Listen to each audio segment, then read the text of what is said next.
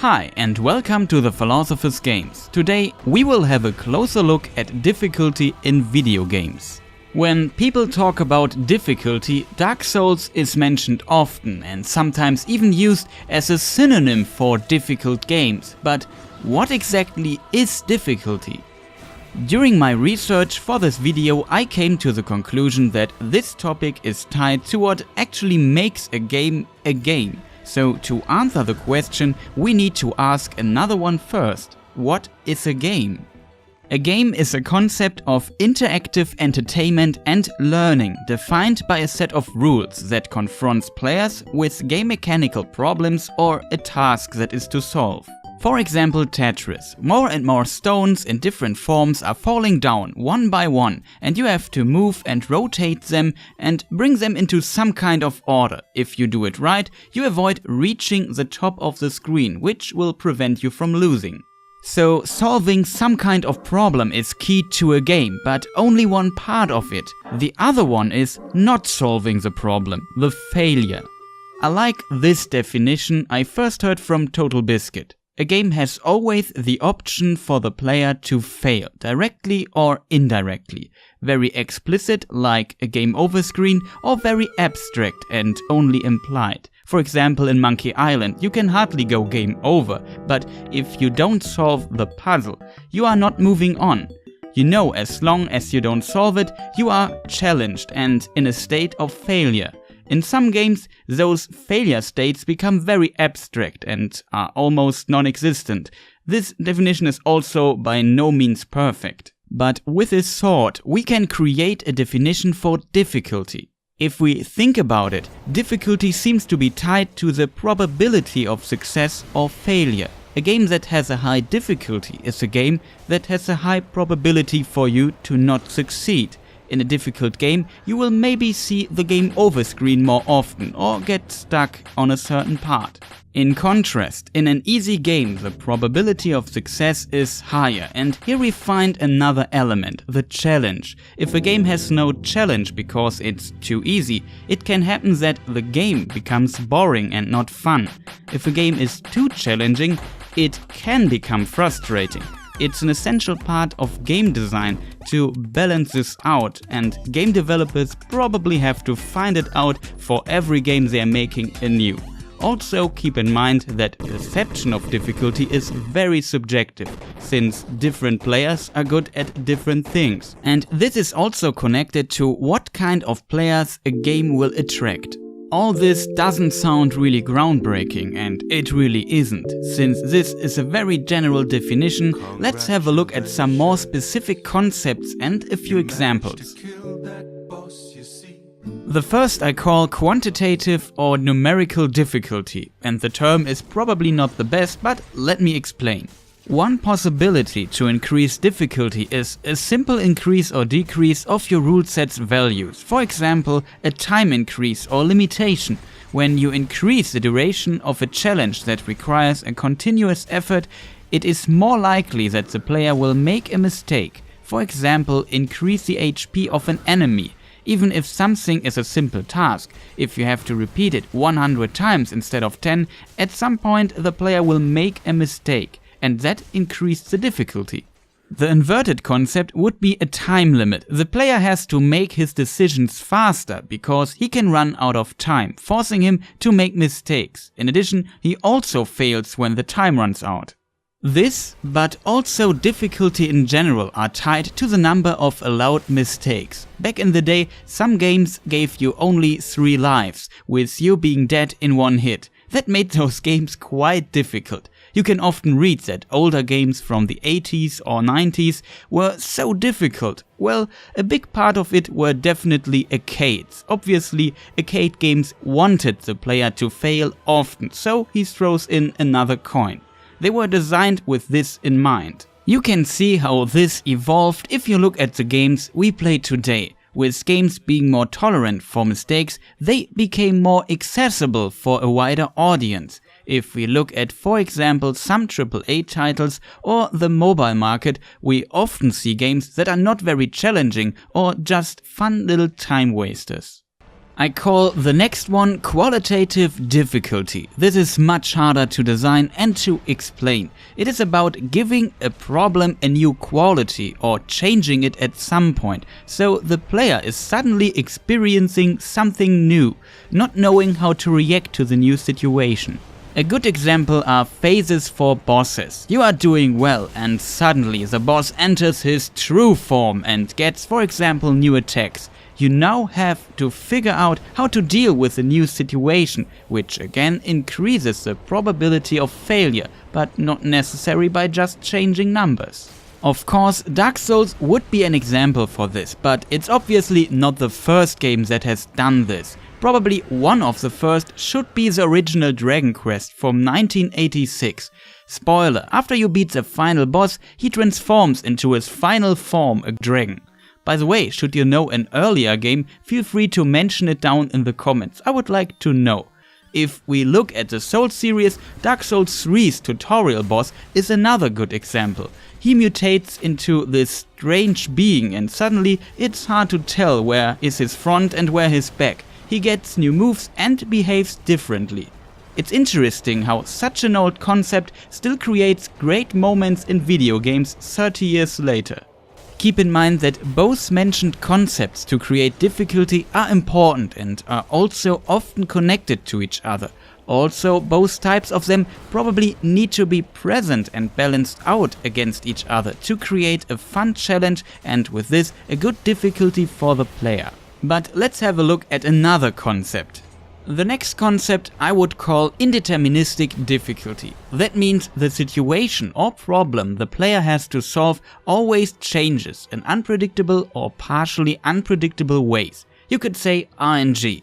Humans are good at learning routines, but are also flexible to some degree. I would say we are always looking for patterns.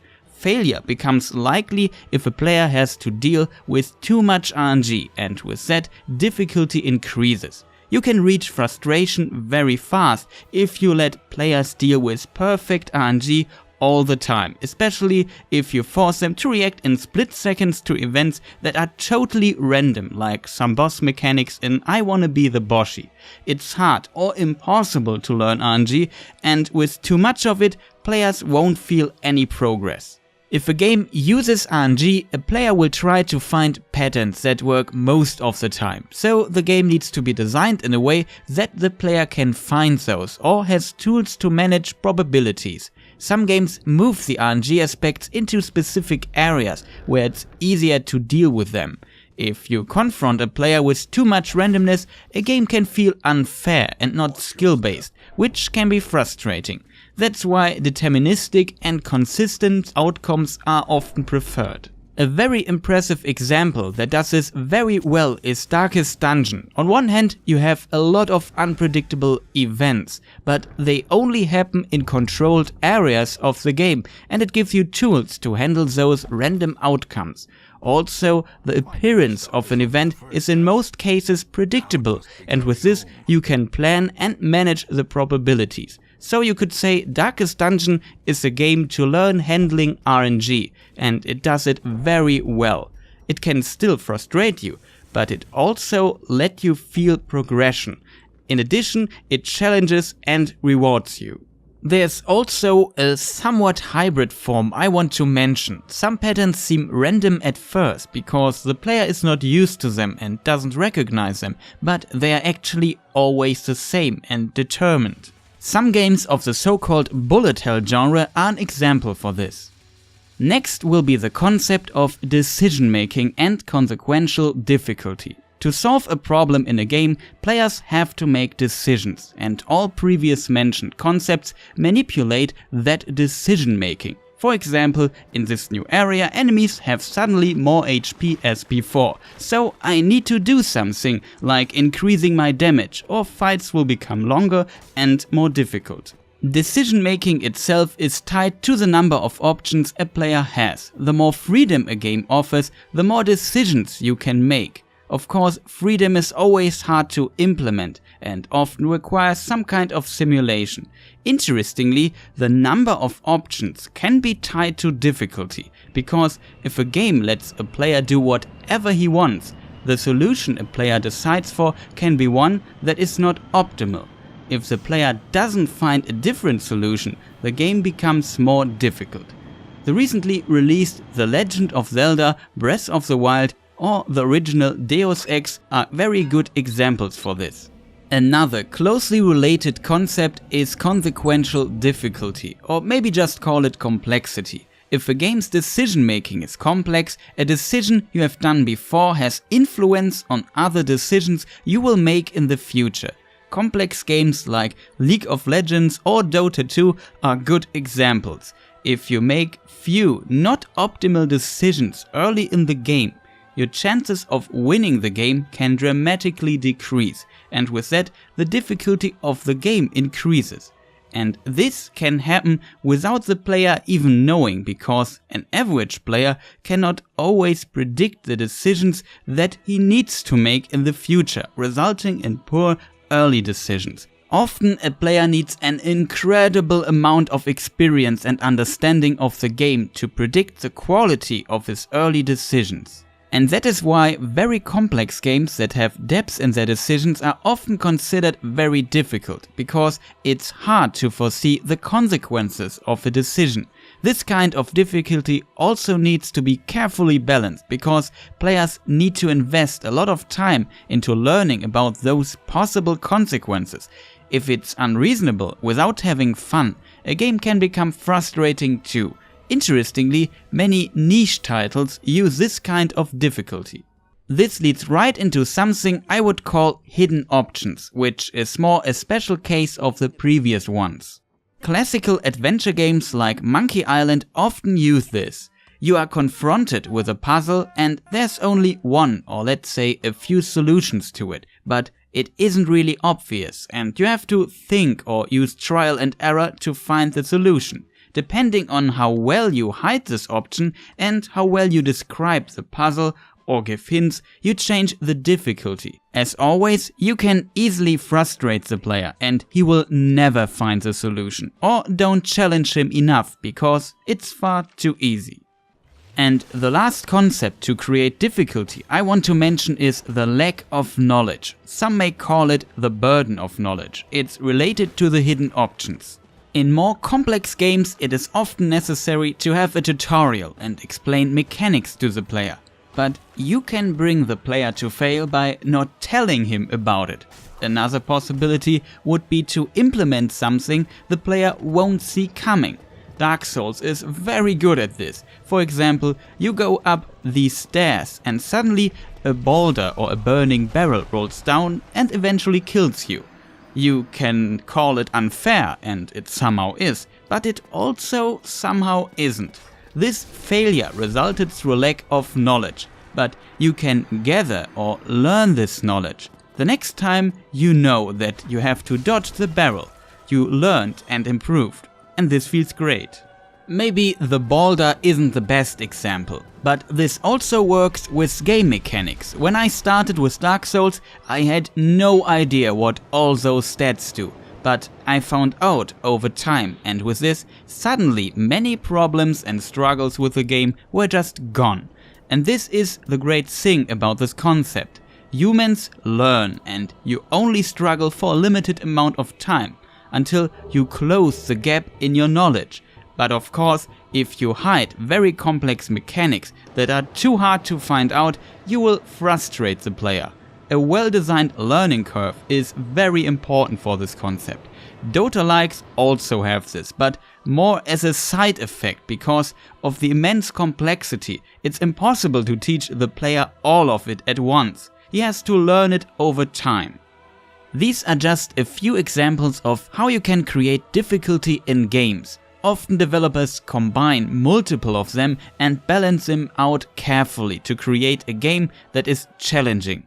As a Dark Souls fan, I will of course mention it, and you probably now see what this game does to achieve its difficulty. But this is not exclusive for Dark Souls. Challenge is a very important concept for games, or let's say for very classical games. As mentioned at the beginning of the video, failure states somewhat determine what a game actually is. Games always need problems for the player to solve, and it has to be compelling and difficult enough to challenge the player without overexerting and frustrating him too much at the same time, which is in of itself a difficult task of balancing.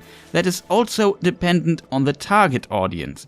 I would say the mechanically greatest games manage to achieve this balance.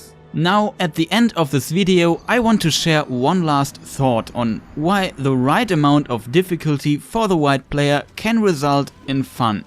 As mentioned, playing is part of learning, and learning is part of improving.